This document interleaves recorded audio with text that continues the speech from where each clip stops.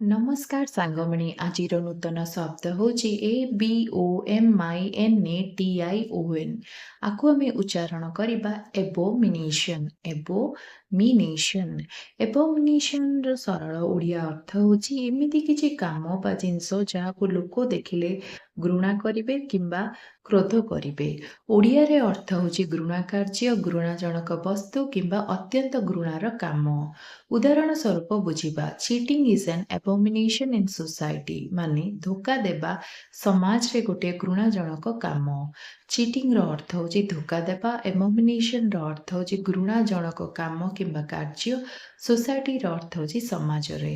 ଦ୍ୱିତୀୟ ଉଦାହରଣ, ହି କନସିଡର୍ସ corruption and abomination ମାନେ ସେ ଦୁର୍ନୀତିକୁ ଘୃଣାଜନକ ମନେ କରେ।